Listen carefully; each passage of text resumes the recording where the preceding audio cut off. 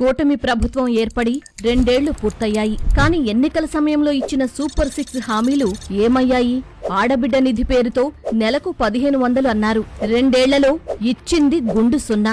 నిరుద్యోగ యువతకు నెలకు 3000 భృతి అన్నారు. 2 ఏళ్లలో ఇచ్చింది గుండు సున్నా. 50 సంవత్సరాలకే పింఛనిచ్చే విధానానికి శ్రీకారం చుడుతున్నాం. 2 ఏళ్లలో ఇచ్చింది గుండు సున్నా. అమ్మఒడి పేరు మార్చి తల్లికి వందనం అన్నారు. ఎంతమంది పిల్లలు ఉంటే అంతమందికి 15,000 అన్నారు. కానీ మొదటి ఏడాది పూర్తిగా ఎగ్గొట్టారు.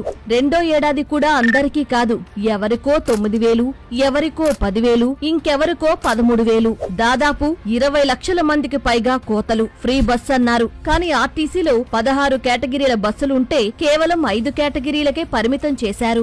దీపం పథకం పేరుతో ప్రతి ఏడాది 3 సిలిండర్లన్నారు. 2 ఏళ్లలో రావాల్సింది 6 సిలిండర్లు. కానీ అందింది 1 లేదా 2 మాత్రమే. రైతు భరోసా పేరు మార్చి అన్నదాత సుఖీభవ అన్నారు. కేంద్రం డబ్బుకు అదనంగా ప్రతి ఏడాది 20,000 అన్నారు. 2 ఏళ్లలో రైతుకు రావాల్సింది 40,000. కానీ ఇచ్చింది 14,000 మాత్రమే. మిగిలింది 26,000 బకాయి. పైగా అనేక మంది రైతులకు కోతలు.